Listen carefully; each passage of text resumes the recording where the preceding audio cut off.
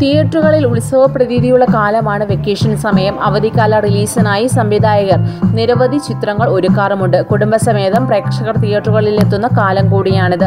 ഇത്തവണത്തെ അവധിക്കാല റിലീസിന് വൻ പാരിയായി എത്തിയത് ബാഹുബലി 2 റിലീസാണ്. മലയാള ചിത്രങ്ങളിൽ പലതും ബാഹുബലിയുടെ അതിപ്രസരത്തിൽ തിയേറ്ററുകളിൽ നിന്നും അപ്രത്യക്ഷമാകുന്ന അവസ്ഥ.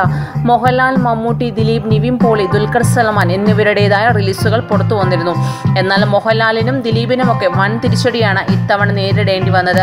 1971, ബിയോണ്ട് ബോർഡേഴ്സ്, പുത്തൻ പണം, ജോർജ് സ്പൂരം തുടങ്ങിയ ചിത്രങ്ങൾ തിയേറ്ററിൽ വൻ തിരിച്ചടിയാണ് നേരിട്ടത്. അവധിക്കാല ചിത്രങ്ങളിൽ ആദ്യം എത്തിയത് ഗ്രേറ്റ് ഫാദർ മികച്ച വിജയമാണ് സമ്മാനിച്ചത്. മാർച്ച് 28-ന് റിലീസ് ചെയ്ത ചിത്രം ഏറെക്കാലത്തിന് ശേഷം മമ്മൂട്ടിക്ക് സൂപ്പർ ഹിറ്റ് സമ്മാനിച്ചു. 50 കോടിക്ക് മുകളിൽ സിനിമ 24 ദിവസം കൊണ്ട് ആഗോള കളക്ഷനിൽ സ്വന്തമാക്കി.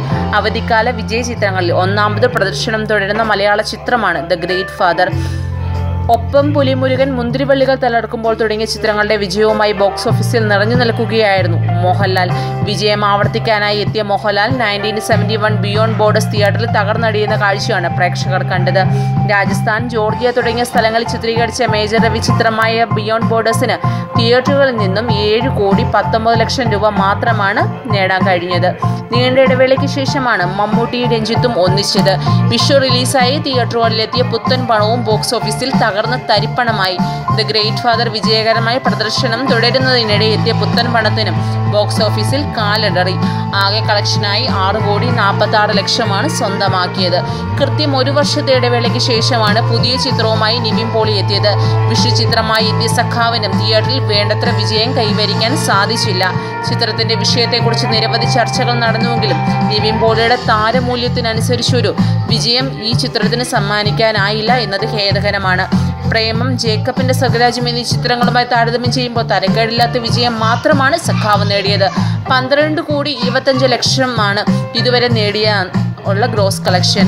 അവധിക്കാല റിലീസുകളിൽ സർപ്രൈസ് ഹിറ്റ് ചിത്രമായി മാറിയിരിക്കുകയാണ് രക്ഷാധികാരി ബൈജു. രഞ്ജൻ പ്രമോദ് സംവിധാനം ചെയ്ത ചിത്രം ബോക്സ് ഓഫീസിൽ മികച്ച പ്രതികരണമാണ് നേടിയത്.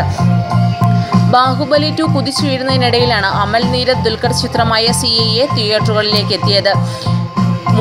ആദ്യ ദിവസം 3 കോടി 27 ലക്ഷം രൂപയും രണ്ടാം ദിവസം 2 കോടി 94 ലക്ഷം രൂപയും ഗ്രോസ് കളക്ഷൻ നേടിയിരുന്നു. 7 ദിവസം കൊണ്ട് 14 കോടി 65 ലക്ഷം രൂപയാണ് CIA നേടിയിരിക്കുന്നത്. 1300 കോടിക്ക് മുകളിൽ ആഗോള കളക്ഷൻ സ്വന്തമാക്കി മുന്നേറുകയാണ് ബാഹുബലി 2. കേരള ബോക്സ് ഓഫീസിൽ രണ്ടാമത്തെ 100 കോടി ചിത്രമാകുമോ ബാഹുബലി എന്നാണ് കണ്ടറിയേണ്ടത്. നിലവിൽ കേരളത്തിലെ ഏറ്റവും ഉയർന്ന ഗ്രോസ് കളക്ഷൻ അതിവേഗത്തിൽ 10 കോടി കടന്ന ചിത്രം, 25 കോടി ഏറ്റവും ചുരുങ്ങിയ ദിവസത്തിനുള്ളിൽ സ്വന്തമാക്കിയ ചിത്രം, അതിവേഗ 50 കോടി എന്നീ റെക്കോർഡുകൾ ബാഹുബലിക്ക് സ്വന്തമാണ്. അവധിക്കാല റിലീസുകൾ മുൻ വർഷങ്ങളിൽ മേൽക്കൈ ഉണ്ടായിരുന്നത് ദിലീപിനായിരുന്നു. ഇത്തവണ ജോർജ് സ്പൂരം എന്ന ദിലീപ് ചിത്രമാണ് ഈ സീസണിൽ എത്തിയത്. ഇത്തവണ ഏപ്രിൽ 1-ന് റിലീസ് ചെയ്ത ജോർജ് സ്പൂരം ഇനീഷ്യൽ കളക്ഷനായി 1 കോടി 75 ലക്ഷം രൂപയാണ് നേടിയത്. 7 കോടി 16 ലക്ഷം രൂപയാണ് പ്രദർശനം അവസാനിക്കുമ്പോൾ സിനിമ നേടിയിരിക്കുന്നത്. 50 ലക്ഷം രൂപയാണ് മൾട്ടിപ്ലക്സിൽ ചിത്രത്തിന് ഇതുവരെ ലഭിച്ച ഗ്രോസ് കളക്ഷൻ. കൂടുതൽ ചലച്ചിത്ര രംഗത്തെ വാർത്തകൾക്കായി സബ്സ്ക്രൈബ് ചെയ്യുക മലയാളം ന്യൂസ് ചെയിൻ.